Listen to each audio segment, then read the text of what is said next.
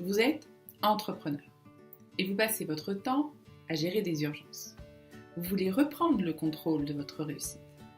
Et bien tout ça, c'est possible avec une meilleure organisation et la méthodologie de gestion de projet.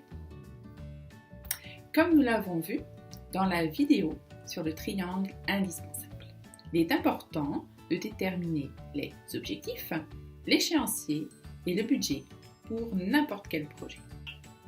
Pour les objectifs, c'est fait. Pour ceux qui ne l'ont pas vu, la vidéo est toujours disponible sur Facebook, YouTube et mon site internet. Passons maintenant à l'échéancier. Donc, à partir des objectifs que vous avez déterminés, vous allez lister toutes les actions nécessaires pour réaliser justement ces objectifs. Dans un premier temps, vous allez faire ça dans le désordre. Vous marquez tout ce qui vous passe par la tête. L'ordre n'a pas d'importance pour le moment. Par exemple, votre projet, c'est de faire un gâteau. Vous avez déterminé vos objectifs précis.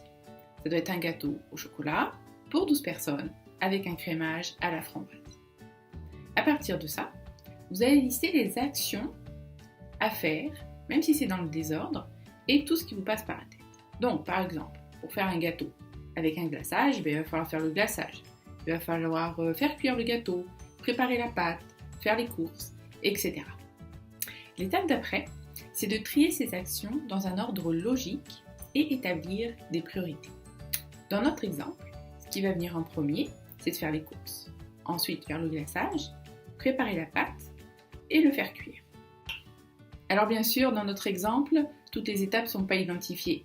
Si on faisait juste ça, je ne suis pas sûre que mon gâteau serait très très bon. Ensuite, pour chaque action nécessaire à la réalisation de votre objectif, il faut déterminer le temps que va prendre chaque action et les délais éventuellement nécessaires entre chaque action. Par la suite, la somme de tous ces temps permettra de savoir combien de temps il vous faut pour réaliser votre projet. Si vous n'arrivez pas à déterminer les temps pour chaque action, c'est peut-être qu'il faut rentrer un peu plus dans le détail des actions. Par exemple, si pour faire le glaçage à la framboise, vous n'arrivez pas à déterminer combien de temps il faut mettre pour le faire, il faut peut-être rentrer un peu plus dans le détail et le décomposer. Par exemple, laver les framboises d'abord, les réduire en purée, etc. Donc, je récapitule notre méthode. En premier, vous définissez vos objectifs. En deuxième, vous définissez les actions pour atteindre ces objectifs. En troisième, vous les organisez et vous les priorisez. Et en quatrième, vous planifiez le temps pour chaque action. Tout ça, ça nous permet de faire l'échéancier. Bien sûr, si vous avez des questions, vous n'hésitez pas à me les poser en commentaire ci-dessous.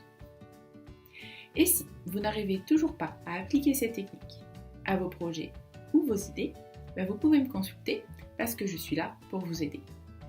Dans la prochaine vidéo, nous parlerons du troisième élément du triangle, à savoir le budget. Alors à bientôt!